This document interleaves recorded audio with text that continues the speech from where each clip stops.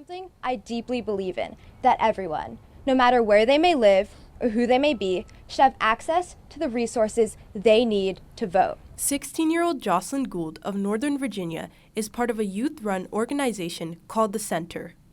She helped introduce a voting bill in the U.S. Senate earlier this year. The High School Voter Empowerment Act, what it essentially does, it designates public high schools in America as voter registration sites. So that makes it easier for students to be able to register to vote where they already are, at school. Her civic organizing began in middle school after the Supreme Court overturned Roe v. Wade. So this field right here is where we had the walkout in 8th grade. My advisory classroom was just back there, and a lot of kids' advisory classrooms were in the trailers here. We all walked out and walked around the track. We gave little speeches first with a megaphone, and a lot of kids had little signs that we were bringing out. So I had to lug like a big poster with me to school that day. But yeah, it's a great memory, great memory. Josselyn helps hold voter registration drives and promotes conversation between teens and policymakers.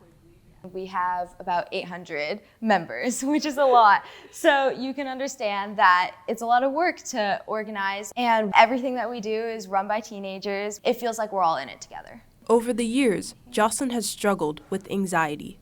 Having to give big speeches in front of large groups of people about things that are super important, it stresses me out a lot.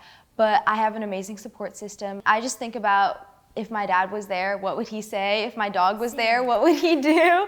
And I know to take deep breaths. I know to avoid caffeine beforehand or else I'll get the jitters. It does take a little bit of convincing. I have to tell myself, you could stay home and hide, or you could go out and maybe 40,000 more people are gonna have the right to vote tomorrow. What are some of the challenges you face when speaking to people almost triple your age?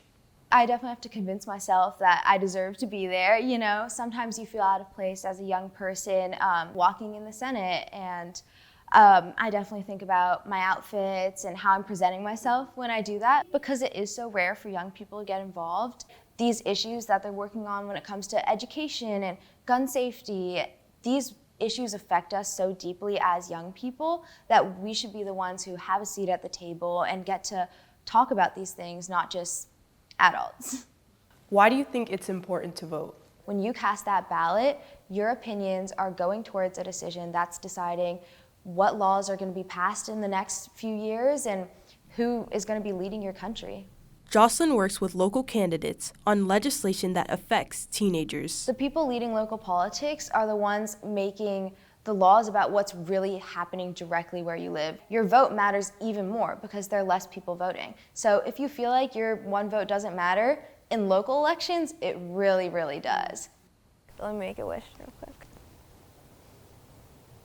In 15 years, I'd hope to be serving in the Virginia House of Representatives. I think that's really what would fulfill me in life. What do you hope for the future of democracy?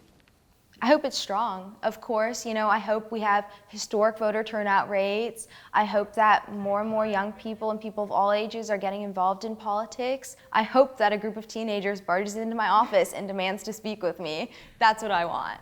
For the PBS News Student Reporting Labs, I'm Imania Mohamed in Reston, Virginia.